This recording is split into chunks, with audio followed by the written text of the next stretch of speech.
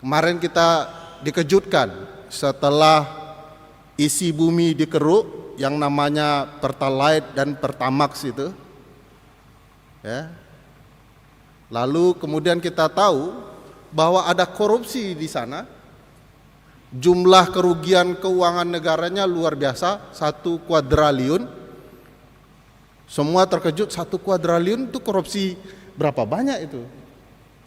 Yang kita tahu per tahunnya uang yang diambil itu sebesar 190 triliun, besar sekali, masih tetap besar.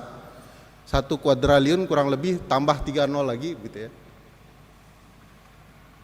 Kalau dibelikan takjil buka bersama, saya tidak terbayang itu ya. Teman-teman UGM akan menikmati betul itu. Ramadan kali ini dan Ramadan tahun berikutnya takmir tidak perlu khawatir. Dan alhamdulillahnya setelah pengelolaan isi bumi yang namanya minyak bumi itu dikeruk dan dipermasalahkan, ya, macam-macam cara mereka mengkeruk isi bumi, ternyata kemudian dikorupsi dan korupsinya menyakitkan lagi. Kenapa menyakitkan? Karena orang yang membeli minyak itu mengalami kerusakan motornya karena itu oplosan. Yang bahasanya sekarang sudah diubah, mohon diganti ibu bapak sekalian, bahasanya jadi blending. Arti bahasa kampung saya oplosan gitu ya, untuk dikurangi maknanya. Nah, ini cara kemudian orang yang tidak amanah bekerja menjalankan pemerintahan. Di problematika kita juga nih, masyarakat mestinya menghasilkan pemimpin-pemimpin yang amanah kalau kita tidak abai dengan situasi yang ada. Di kerusakan terjadi, sudah di hutan, di dalam perut bumi, ya. Nah, sekarang ada kerusakan baru dari pengerukan bumi juga, yaitu korupsi emas palsu. Jumlah korupsinya lebih besar dari 1 kuadriliun, 5,9 kuadriliun. Jadi mohon takmir tidak khawatir dengan takjil ya, siapa tahu mereka mau sumbangan. Bisa koruptor rajin sekali sumbangan ke masjid ya. Karena kita kan sumbangan yang sedikit, mereka langsung sumbangan besar. Nah, ini besar, emasnya emas palsu, dikelola oleh perusahaan negara dan segala macamnya. Nah, saya dan teman-teman coba membaca apa yang sedang terjadi yang perlu kita ketahui, supaya kesadaran warga terhadap kebijakan negara mulai timbul. Karena yang bisa mengkritik dan negara kemudian jadi sadar adalah warga negaranya. Misalnya sekarang menurut Undang-Undang Nomor 1 Tahun 2025 tentang BUMN,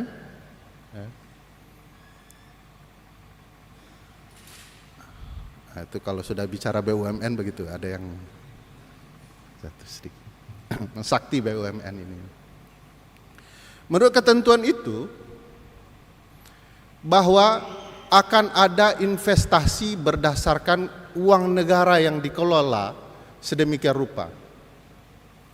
Berapa uang yang mereka lakukan untuk investasi negara? Dari 750 triliun uang negara dari upaya efisiensi. Masjid UGM juga kabarnya dapat bagian efisiensi gitu ya. Dari 750 triliun, 20 triliunnya akan dipergunakan untuk makan bergizi gratis. 20 triliun, lumayan ya, besar. Tapi masalahnya ada yang lebih besar. 320 triliunnya akan dipakai untuk investasi BUMN yang namanya Danantara. Tadi ngurus minyak tidak becus, ngurus yang lain tidak becus. Sekarang uang kita mau dipakai untuk ngurus bisnis baru yang pertanggungjawabannya aneh. Untuk pertama kali di dalam ketentuan undang-undang ini, pengelolaan uang negara yang namanya Danantara itu pertanggungjawabannya langsung kepada presiden. Tidak kepada menteri, tidak yang lain-lain, tapi pada presiden. pertanyaan besarnya, siapa pula jenis jaksanya dan polisinya yang mau menangkap presiden? Jangan-jangan peletakan nama presiden di sana untuk kepentingan agar berbagai penyimpangan pengelolaan investasi negara BUMN itu tidak dicikarai oleh aparat penegak hukum. Nah, ini problematika yang betul-betul perlu jamaah perhatikan, karena menurut saya penting bagi semua kita di dalam bulan suci ini meningkatkan rasa kritis. Sebagian masyarakat mengatakan itu yang kritis itu nyinyir karena belum dapat jabatan. Jabatan paling besar itu ceramah di Masjid UGM menurut saya.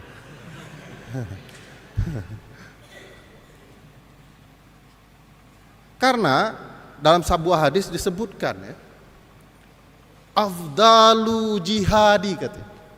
Jihad paling afdol itu jihad paling utama ya. Kalimatu adlin katanya, menyampaikan apa yang benar. Kepada siapa? Sultani jahir, pemimpin yang zalim. Jadi jihad paling utama di bulan jihad besar ini ya, adalah menyampaikan kebenaran kepada pemerintah penguasa yang zalim. Ibu-ibu kalau di rumah suaminya zalim, sampaikan. Jihad utama itu. Suaminya enggak pulang-pulang seperti saya itu, keliling zalim kepada keluarga, sampaikan. Pak RT yang minta sumbangan terus tapi tidak ada pembangunan di RT, zalim, ingatkan. Kepala desa yang muncul tiba-tiba baiknya setengah mati ketika pemilu, zalim. Kalau itu uang yang kemudian dia gunakan mempengaruhi suara ibu bapak sekalian, ingatkan dia. Yang agak berat itu kan mahasiswa mengingatkan dosen pembimbingnya ya. Walaupun dosen pembimbingnya banyak yang zalim ya. Bapak zalim, agak berat. Belum menyampaikan sudah kena mental gitu ya. Nah, bayangkan kalau presiden, menteri zalim kepada rakyat dan tidak ada intelektualnya mengingatkan. Seolah-olah intelektual Islam tidak bicara apa yang disampaikan nabinya. Nabi mengatakan jihad utama mengingatkan pemimpin zalim. Kurang zalim apa? Kasih makan bergizi tapi ada belatungnya. Ya. Mau jual minyak untuk ibu bapak sekalian ternyata oplosan. Kurang zalim apa? Ngurus ke rumah sakit ditanya KTP, luka tidak ditanya. Ini hampir di seluruh rumah sakit di Indonesia. Kebijakan rumah sakit yang ditanya dulu KTP, padahal orangnya sebentar lagi mati. Kewajiban sekolah untuk berbagai warga negara yang ditanya sanggup atau tidak bayar UKT-nya.